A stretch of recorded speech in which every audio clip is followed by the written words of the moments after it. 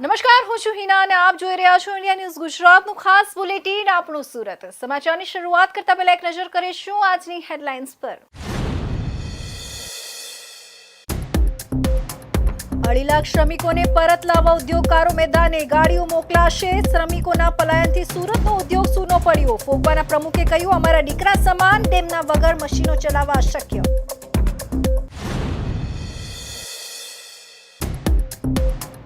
અબ્રામામાં મંદિરની જમીન મુદ્દે લોકોએ કર્યો વિરોધ. પોસ્ટરો સાથે મોટી સંખ્યામાં લોકો ઉતર્યા રસ્તા પર. મંદિરની જમીન બચાવોના સૂત્રોથી ગુંજ્યું અબ્રામા.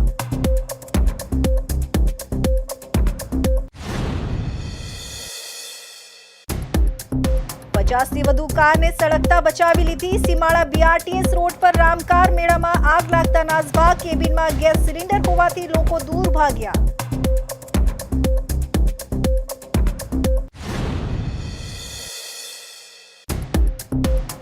આરટીઓઈ ચલણની એપીકે ફાઇલ મોકલી. 9,60,000ની છેતરપિંડી. સુરત સાયબર ક્રાઇમના મુંબઈમાં દરોડા. BSc વિદ્યાર્થી અને રિક્ષા ચાલકની ધરપકડ.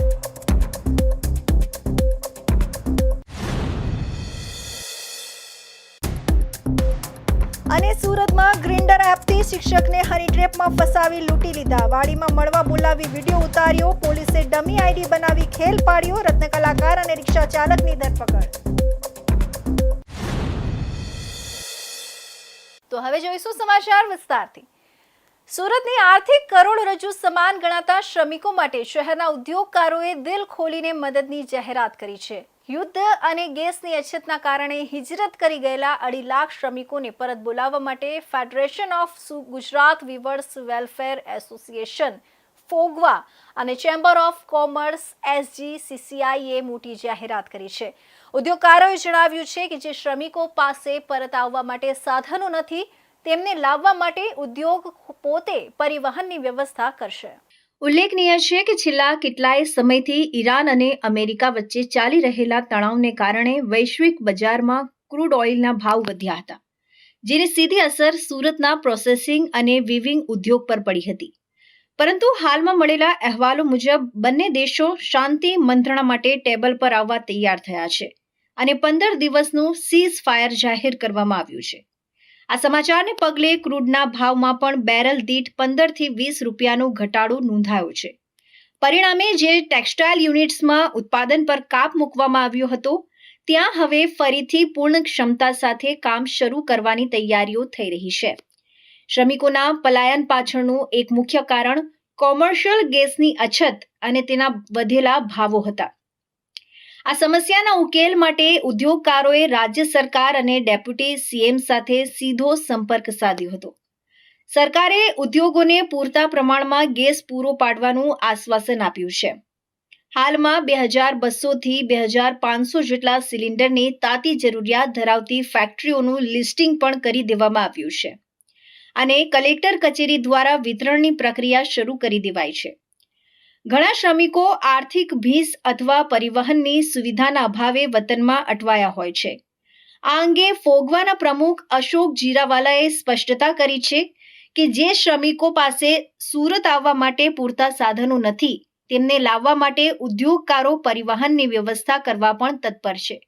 જેવી રીતે કોવિડના કપરા કાળમાં ઉદ્યોગોએ પોતાના ખર્ચે શ્રમિકોને સુરત લાવવાની વ્યવસ્થા કરી હતી, તેવી જ રીતે અત્યારે પણ જો કોઈ શ્રમિકોને મુશ્કેલી હશે તો તેમને સુરક્ષિત રીતે પરત લાવવા માટે ખાનગી બસો કે અન્ય સાધનોની વ્યવસ્થા કરી આપવામાં આવશે. જે રીતે યુદ્ધના માહોલને લઈને જે રીતે સ્થાન કહેવાય કે એક અફરાતફરીનો માહોલ હતો, ગેસની દિક્કત હતી, કારીગરો વર્કરો પલાયન થયા હતા અને આ બધાની વચ્ચે આજે અમને ખુશીના સમાચાર મળ્યા છે કે ઈરાન અને અમેરિકા બંને શાંતિ મંત્રણા માટે એકદમ ટેબલ પર આવવા તૈયાર થઈ ગયા છે અને 15 દિવસનું સીઝ ફાયર કર્યું છે અને સાથે સાથે ક્રૂડના ભાવ પણ 15 થી 20 રૂપિયા બેરલ દીઠ ઘટ્યા છે. તો આ એક મોટા સમાચાર ટેક્સટાઇલ ઇન્ડસ્ટ્રીઝ માટે છે. એટલે તમામ જે અમારા વર્કર્સ છે, જે 2.5 લાખ વર્કરો જે અહીંથી પલાયન થયા છે, એમને અમે વિનંતી કરીએ છીએ કે તમે પાછા આવી જાઓ. રોજગારી માટેની આપણી ફેક્ટરીઓ તૈયાર જ બેઠી છે આપની રાહ જોઈને કે જેથી કરીને તમને રોજગારી મળી રહે.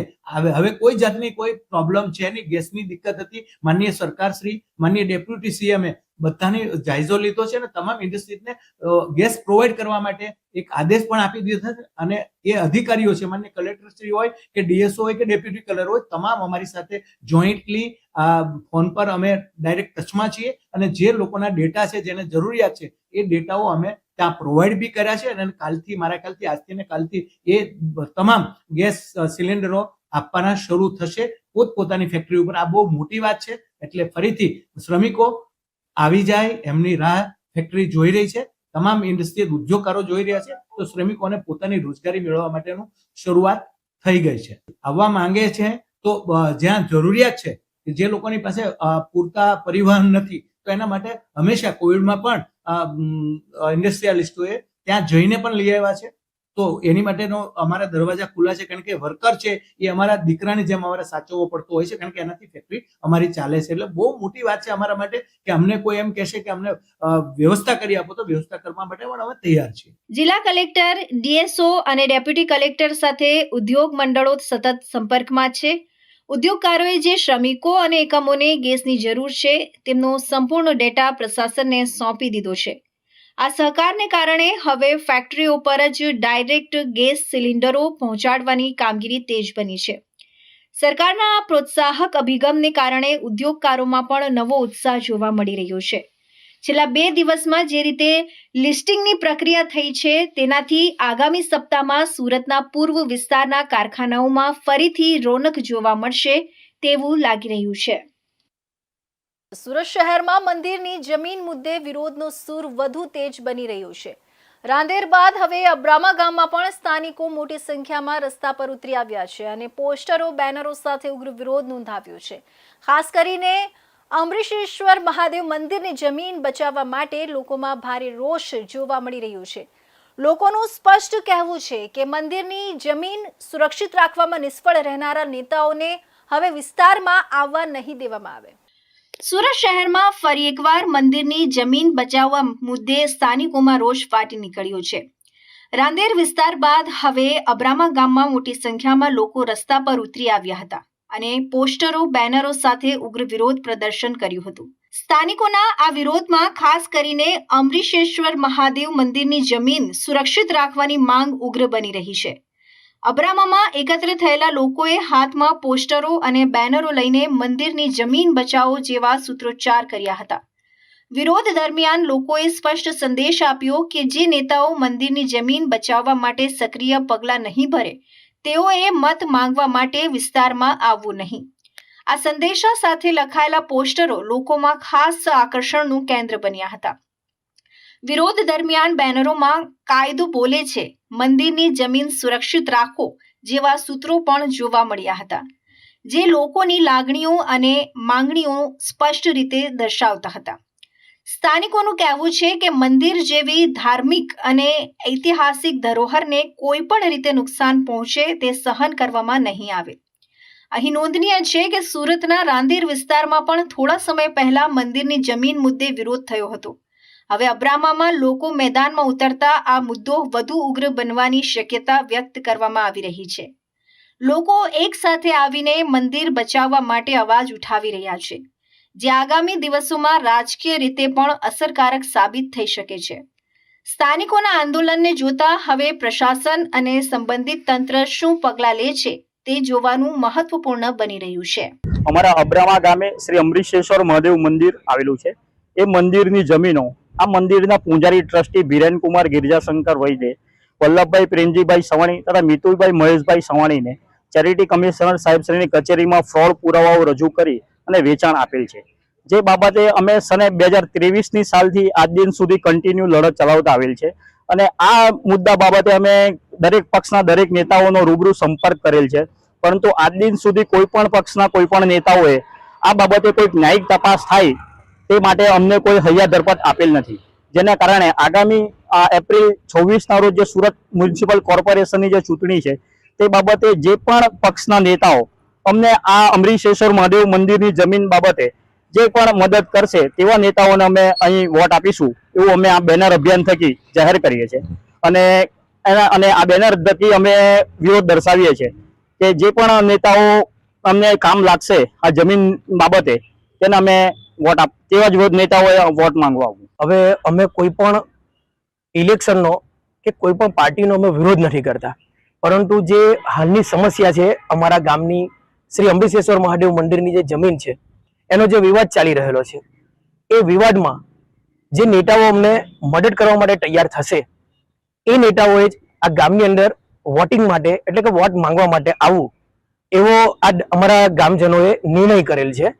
એનું કારણ કે ઘણા સમયથી આ વિવાદ ચાલી રહેલો છે અને દરેકે દરેક નેતાઓ એ પછી કોઈ પણ પાર્ટીના હોય, અમે દરેકે દરેક નેતાઓને મળ્યા છે, સીએમ સાહેબને પણ અમે મળીને આવ્યા છે, પણ એનો યોગ્ય અભિપ્રાય કે યોગ્ય જે એ મળવો જોઈએ અમને એ મળ્યો નથી. અને એને લીધે અમે આજે તમારી સામે જે બેનર દેખાય છે એ મારીને અમે વિરોધ દર્શાવીએ છીએ. અબ્રામામાં મંદિરની જમીન મુદ્દે ઉઠેલો આ વિરોધ હવે માત્ર સ્થાનિક મુદ્દો રહ્યો નથી, પરંતુ તે રાજકીય રંગ પણ લેતો જોવા મળી રહ્યો છે. ગામ લોકોના એકતાભર્યા આંદોલનથી પ્રશાસન પર દબાણ વધ્યું છે. હવે જોવાનું એ રહેશે કે મંદિરની જમીન મુદ્દે તંત્ર શું પગલાં ભરે છે અને લોકોની માંગણીઓને કેટલું મહત્વ આપવામાં આવે છે. પરંતુ હાલ તો અબ્રામામાં મંદિર બચાવનો નાદ ગુંજી રહ્યો છે અને લોકો પોતાની ધાર્મિક ધરોહર બચાવવા અડગ દેખાઈ રહ્યા છે. સુરતમાં સીમાડા બીઆરટીએસ રોડ પર કાર મેળામાં અચાનક આગ લાગતા હડકંપ મચી ગયો હતો. ચા નાસ્તાની કેબિનમાં શોર્ટ સર્કિટથી લાગેલી આગે થોડી વાર માટે ભયનો માહોલ ઊભો કર્યો હતો. જોકે ફાયર વિભાગની તાત્કાલિક કામગીરીથી આગ પર કાબુ મેળવી લેવામાં આવ્યો અને 50થી વધુ કારને બચાવી મોટી દુર્ઘટના ટળી હતી. સુરતમાં સીમાડા બીઆરટીએસ રોડ પર સેતુબન હાઇટ્સની સામેના રામ કાર મેળાની અંદર ચા નાસ્તાની કેબિનમાં શોર્ટ સર્કિટથી આગ લાગી હતી. ફાયર વિભાગના જવાનોએ તાત્કાલિક સ્થળ પર પહોંચીને પાણીનો મારો ચલાવીને આગને કાબૂમાં લીધી હતી. કાર મેળાની 50થી વધુ કારને બચાવી લેવામાં આવી હોવાથી મોટી દુર્ઘટના ટળી હતી. ફાયર વિભાગ પાસેથી મળતી માહિતી મુજબ રામ કાર વર્લ્ડ મેળામાં શોર્ટ સર્કિટથી આગ લાગી હતી, જેના કારણે આસપાસના વિસ્તારમાં ભયનો માહોલ સર્જાયો હતો. નજીકમાં 1થી વધુ કાર મેળા હોવાથી મોટી દુર્ઘટનાની ભીતિ ઊભી થઈ હતી. ઘટનાની જાણ થતાં ફાયર વિભાગના અધિકારી વિનોદ રોજી વાડિયા સહિતનો ફાયર વિભાગના જવાનોનો કાફલો તુરંત સ્થળ પર પહોંચી ગયો હતો. આગમાં ચા નાસ્તાની કેબિન અને ઓફિસમાં એસીને નુકસાન થયું હતું. સદનસીબે આગ આસપાસના કાર મેળાઓ સુધી ફેલાઈ નહીં અને ત્યાં રાખવામાં આવેલી કારો તેમજ ઓફિસ સુરક્ષિત રહી હતી. કાર મેળામાં રહેલી 50થી વધુ કારને બચાવી લેવામાં આવી હતી. કેબિનની અંદર ગેસ સિલિન્ડર હોવાની જાણ થતાં આસપાસથી લોકો પણ દૂર ભાગી ગયા હતા. જોકે ગણતરીની મિનિટોમાં જ ફાયર વિભાગ દ્વારા આગ પર કાબુ મેળવી લેવામાં આવતા સૌ કોઈએ રાહતનો શ્વાસ લીધો હતો. તો હવે સમય છે એક વિરામનો.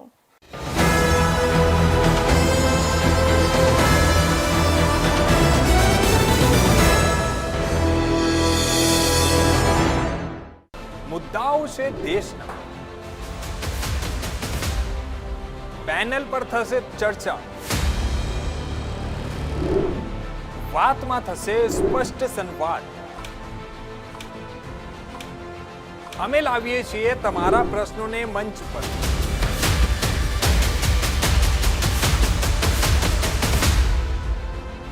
કેમ કે સમસ્યા તમારી, લડત અમારી. જુઓ મારી સાથે ફક્ત इंडिया न्यूज गुजरात पर.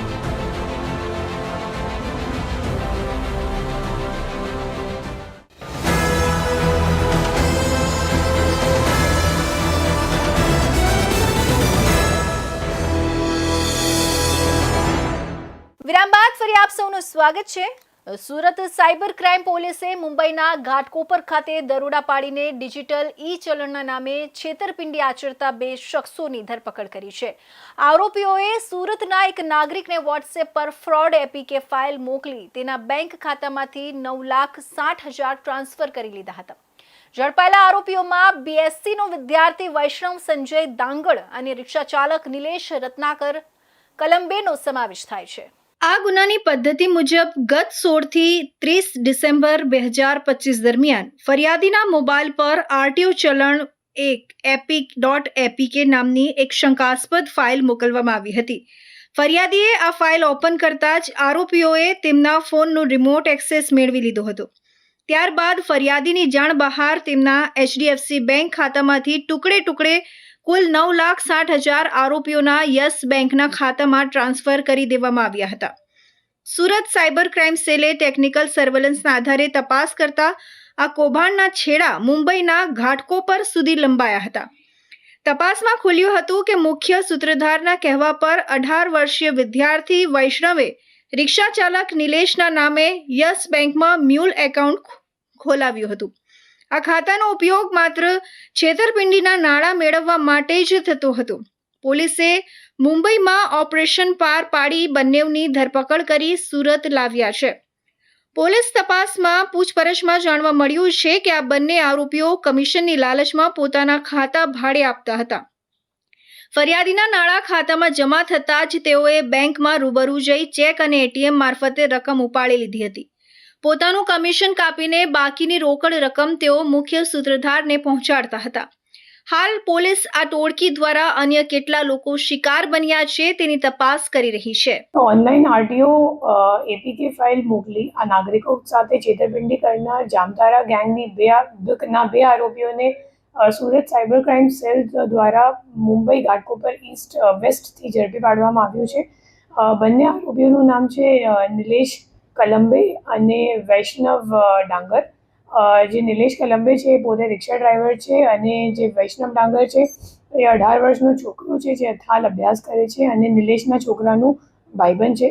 અને એ લોકોએ ભેગા મળીને પોતાનું અકાઉન્ટ ખોલાવીને પછી જે નાસ્તો કરતો આરોપી અલી જે જાતે જામધારાનું છે તો એમને એ લોકોએ પોતાનું અકાઉન્ટ આપી અને ફરિયાદી સાથે જે 9,60,000 રૂપિયાની છેતરપિંડી થઈ હતી એ તમામ અમાઉન્ટ પોતાના અકાઉન્ટમાં લઈને એમને વિડ્રો કરીને અલીને આપી દીધું અને પોતાનું કમિશન 40,000 જેટલા કમિશન એ લોકોએ બંને રાખીને પછી અલીને તમામ રોકડ આપીને આ કાંડ કર્યું છે.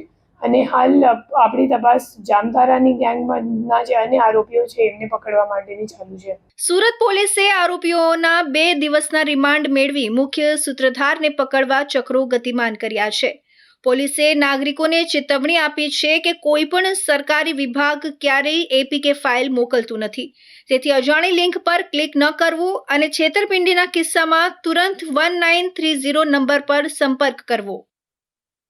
સુરતના જહાંગીરપુરા વિસ્તારમાં સજાતીય સંબંધો માટેની ગ્રિન્ડર એપ્લિકેશન મારફતે એક શિક્ષકને પ્રેમજાળમાં ફસાવ્યા બાદ વાડીમાં બંધક બનાવી ₹30,000ની લૂંટ ચલાવનાર 2 શખ્સોને પોલીસે ટેકનિકલ સર્વેલન્સ અને ડમી આઈડીના આધારે ફિલ્મી ઢબે ઝડપી પાડ્યા છે. અમરોલીની નગર પ્રાથમિક શાળાના શિક્ષકને બદનામ કરવાની અને વિડીયો વાયરલ કરવાની ધમકી આપી આ ગુનાને અંજામ આપવામાં આવ્યો હતો.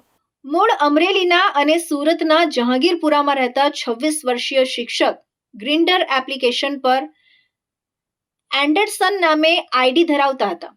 આશરે 20 દિવસ પહેલા એક અજાણ્યા આઈડી ધારકે મિત્રતા કેળવી વરિયાવના રિવાન્ટા વળણી પાસે પોતાની વાડી હોવાનું જણાવી વિડીયો કોલ દ્વારા ત્યાં મળવા બોલાવ્યો હતો. શિક્ષક પોતાની બાઇક પર ત્યાં પહોંચતા આરોપીએ ગરનાળા ફાટક પાસેની વાડીએ જવાનું કહી તેમને અવાવરું સ્થળે લઈ ગયો હતો. ત્યાં પહોંચતા જ આરોપીઓએ શિક્ષક પર હુમલો કરી તેમને ગળેથી પકડી ગૂંઠણીએ બેસાડી દીધા હતા.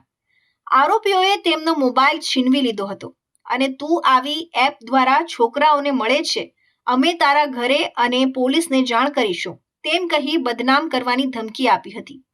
આરોપીઓએ શિક્ષક પાસે બળજબરીપૂર્વક નામ, સરનામું અને હવે પછી હું આવું કામ નહીં કરું તેવી કબૂલાત કરાવતો વિડીયો શૂટ કર્યો હતો.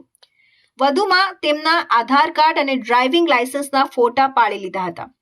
આ પુરાવા વાયરલ કરવાની ધમકી આપી આરોપીઓએ શિક્ષકના ATM કાર્ડનો પાસવર્ડ મેળવી લીધો હતો અને બેંક ખાતામાંથી 30,000 રૂપિયા ઉપાડી લીધા હતા. બદનામીના ડરથી શિક્ષકે શરૂઆતમાં માત્ર અરજી આપી હતી, પરંતુ જહાંગીરપુરા પોલીસે મામલાની ગંભીરતા જોઈ તપાસ હાથ ધરી હતી. પોલીસે આરોપીઓને પકડવા માટે એક ખાસ છટકું ગોઠવ્યું હતું, જેમાં શિક્ષકના એક મિત્ર દ્વારા ડેટિંગ એપ પર નવું આઈડી બનાવડાવી આરોપીઓ સાથે ચેટિંગ કરવામાં આવ્યું હતું. આરોપીઓએ જે રીતે શિક્ષકને લૂંટ્યા હતા તે જ સ્થળે ફરી મળવા બોલાવતા પોલીસે વોચ ગોઠવીને રાજુ ભનુભાઈ મેર અને નરેશ સાજન મારુને ઝડપી પાડ્યા હતા. પોલીસ તપાસમાં બહાર આવ્યું છે કે આરોપી પૈકી રાજુ મેર રત્ન કલાકાર છે અને નરેશ મારુ રિક્ષા ચલાવે છે. નરેશ મારુ સામે અગાઉ વરાછા અને સિંગણપુર પોલીસ સ્ટેશનમાં પણ આ જ મોડસ ઓપરેન્ડીથી લૂંટ કરવાના ગુના નોંધાઈ ચૂક્યા છે. તેમની ધરપકડથી અન્ય 3 ગુનાઓના ભેદ પણ ઉકેલાયા છે. પોલીસે તેમના મોબાઈલ ફોન કબજે કર્યા છે, જેમાં અન્ય લોકોના વિડીયો પણ મળી આવ્યા છે, જ્યારે કેટલાક ડિલીટ કરાયેલા ડેટા રિકવર કરવા માટે ફોન FSLમાં મોકલવાની તજવીજ હાથ ધરાઈ છે. તો લોન અપાવવાના નામે લાખો રૂપિયાની ઠગાઈના કેસમાં સુરતના કપડા વેપારીની અંબાલા પોલીસે ધરપકડ કરી છે. નકલી બેંક દસ્તાવેજો અને ખોટા વચનો આપી કરવામાં આવેલી આ ઠગાઈએ વેપારી વર્ગમાં ચકચાર મચાવી છે. વર્ષ 2022ના કેસમાં હવે પોલીસે કાર્યવાહી તેજ બનાવી છે. લોન અપાવવાના બહાને લાખો રૂપિયાની ઠગાઈના કેસમાં હરિયાણાના અંબાલા સિટી પોલીસે મોટી કાર્યવાહી કરતા સુરતના કપડા વેપારી સંજીવ તનેજાની ધરપકડ કરી છે. વર્ષ 2022માં નોંધાયેલી FIRના આધારે આ કાર્યવાહી કરવામાં આવી છે, જેના પગલે સમગ્ર કેસમાં નવી દિશામાં તપાસ આગળ વધી રહી છે. પોલીસ દ્વારા મળતી માહિતી મુજબ અંબાલાના મુકેશ કુમાર અલગ છેલ્લા 12 વર્ષથી સુરતની દેશરાજ એન્ડ સન્સ નામની ફર્મ સાથે વ્યવસાયિક લેવડ દેવડ કરતા હતા. આ દરમિયાન સંજીવ તનેજાએ પોતાની ઓળખાણનો લાભ લઈ ફરિયાદીને વિદેશી બેંકના અધિકારી તરીકે ઓળખાવેલા વ્યક્તિ મારફતે કોઈપણ પ્રોપર્ટી કે ગીરવી વગર મોટો લોન અપાવવાનો વિશ્વાસ અપાવ્યો હતો. આ વિશ્વાસના આધારે ફરિયાદીએ અલગ અલગ હપ્તામાં આરોપીઓના ખાતામાં લાખો રૂપિયાની રકમ ટ્રાન્સફર કરી હતી. ત્યારબાદ અન્ય સાગરીતોએ પણ વધુ મોટા લોનનું લાલચ આપીને પ્રોસેસિંગ ફી અને GSTના નામે વધારાના રૂપિયા વસૂલ્યા હતા. આરોપીઓએ ફરિયાદીને વિશ્વાસમાં રાખવા માટે નકલી બેંકના દસ્તાવેજો, સ્વિફ્ટ કોડ તેમજ ટ્રાન્ઝેક્શનના સ્ક્રીનશોટ પણ મોકલ્યા હતા. જો કે લાંબા સમય સુધી લોન મંજૂર ન થતા ફરિયાદીએ પૈસા પરત માંગ્યા હતા. તે સમયે આરોપીઓએ સંપર્ક તોડી નાખ્યો અને બાદમાં ધમકીઓ આપવાનું શરૂ કર્યું હતું. આ સમગ્ર મામલે અંબાલા પોલીસે સંજીવ તનેજા સહિત કુલ 4 આરોપીઓ સામે ઠગાઈ, ષડયંત્ર અને ધમકી જેવી ગંભીર કલમો હેઠળ ગુનો દાખલ કર્યો છે. મુખ્ય આરોપીની ધરપકડ બાદ હવે અન્ય આરોપીઓને ઝડપી પાડવા અને સમગ્ર ઠગાઈના જાળને ઉકેલવા પોલીસ દ્વારા તપાસ વધુ તેજ બનાવવામાં આવી છે. 2022માં સંજીવ તનેજા કરીને એક ફરિયાદી છે, જે આપણા વેપારિક વર્ગમાં એક બહુ સારી રીતે અહીંયા સારોલી મુકામે કામ કરે છે. એ સન્ની ફેશન જે અંબાલાની અંદર છે, જેના ઓનરનું નામ છે મુકેશ અલગ, એમનાથી મળેલો. એ લોકોના વેપારિક ધંધાની વચ્ચે એમને કીધું કે એ બેંકને એક લોન કરાવી દેશે, જેના કમિશન પેટે એમને 17,16,000 રૂપિયા આપવા પડશે. જે બાબતનો ચેક સન્ની ફેશને સંજીવ તનેજાને આપેલો. જે ચેકનો દુરુપયોગ કરી એમને સુરત સિવિલ કોર્ટની અંદર એક્સ પાર્ટે ઓર્ડર લઈ લીધો અને સની ફેશનના મુકેશ અલગને એક્સ પાર્ટી જજમેન્ટ કરાવી દીધી. એના પછી અને જ્યારે આ બધા ખોટા દસ્તાવેજો ખબર પડ્યા કે આજે બેંકના જે 5,72,00,000ના જે ઇસ્યુ થયેલા દસ્તાવેજો છે તે બધા ખોટા છે, ત્યારે મુકેશ અલગે અંબાલાની અંદર 2022માં જ એક FIR કરાવેલી ધોખાધડીને વિશ્વાસઘાતની સંજીવ તનેજા વિરુદ્ધ.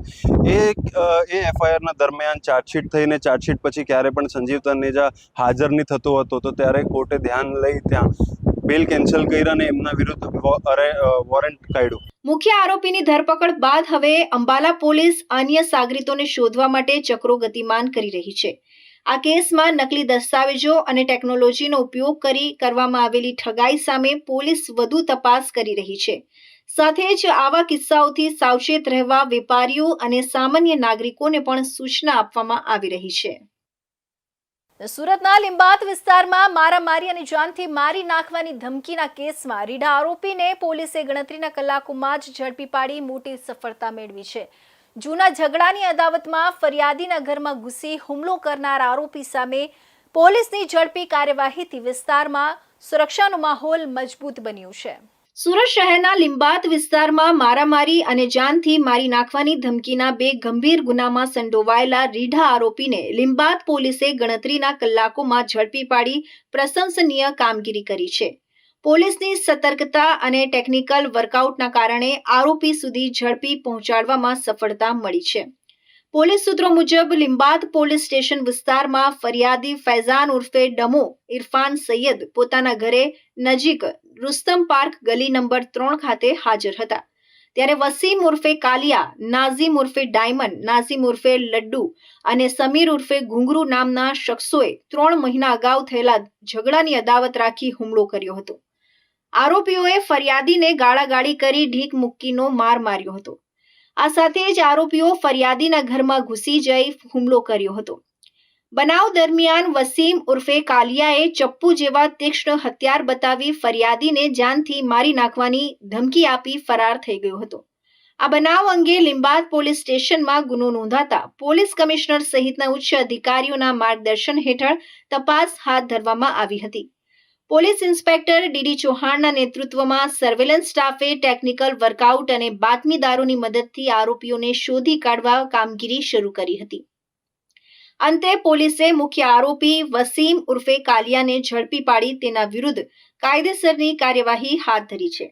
આ કામગીરીમાં સર્વેલન્સ સ્ટાફના પોલીસ કર્મચારીઓએ મહત્વપૂર્ણ ભૂમિકા ભજવી હતી. પોલીસની આ ઝડપી કાર્યવાહીના કારણે વિસ્તારમાં રાહતનો માહોલ જોવા મળી રહ્યો છે. સુરતના ઉમરા પીપલોદ વિસ્તારમાં સુડા આવાસમાં તોડફોડ કરી આતંક મચાવનાર આરોપીઓને ઉમરા પોલીસે ઝડપી પાડી મોટી સફળતા મેળવી છે. પાર્કિંગમાં ઉભેલા વાહનો અને અન્ય મિલકતને નિશાન બનાવનાર આરોપીઓએ જૂના ઝઘડાની અદાવતમાં આ હુમલો કર્યો હતો. પોલીસની સચોટ કામગીરી અને સર્વેલન્સની મદદથી 4 આરોપીઓ ઝડપાઈ જતા વિસ્તારમાં રાહતનો માહોલ જોવા મળી રહ્યો છે. સુરતના ઉમરા પીપલોદ વિસ્તારમાં આવેલા સુડા આવાસમાં ગેરકાયદેસર મંડળી બનાવી તોડફોડ અને આતંક મચાવનાર આરોપીઓને ઉમરા પોલીસે ઝડપી પાડી મહત્વપૂર્ણ કામગીરી કરી છે. બનાવમાં આરોપીઓએ પાર્કિંગમાં ઉભેલા વાહનો સહિત અન્ય મિલકતને નુકસાન પહોંચાડ્યું હોવાનું સામે આવ્યું છે. પોલીસ દ્વારા પ્રાપ્ત માહિતી અનુસાર ગત 31 એપ્રિલના રોજ વહેલી સવારે 3 થી 4 વાગ્યાના સમયગાળા દરમિયાન વેસુ વિસ્તારમાં ભારતી મૈયા સ્કૂલ પાછળ આવેલા સુડા આવાસ બિલ્ડિંગ નંબર 39 વૃંદાવનના પાર્કિંગમાં આ ઘટના બની હતી.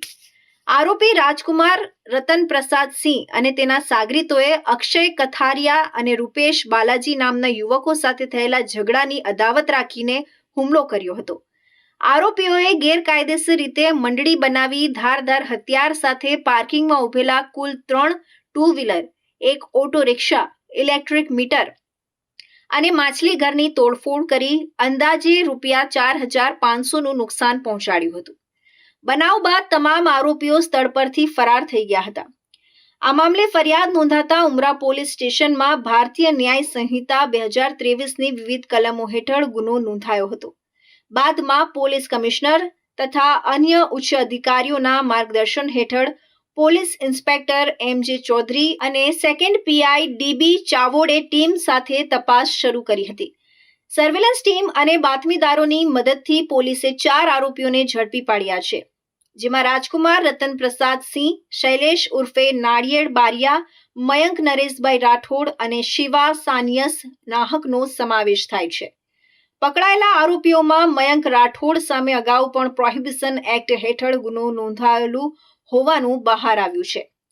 આ સમગ્ર કામગીરી ઉમરા પોલીસ સ્ટેશનની સર્વેલન્સ ટીમ દ્વારા કરવામાં આવી હતી, જેમાં ASI કૃષ્ણાબેન અશોકભાઈ સહિત પોલીસ સ્ટાફે સંયુક્ત રીતે કામગીરી કરી આરોપીઓને ઝડપી પાડવામાં સફળતા મેળવી છે.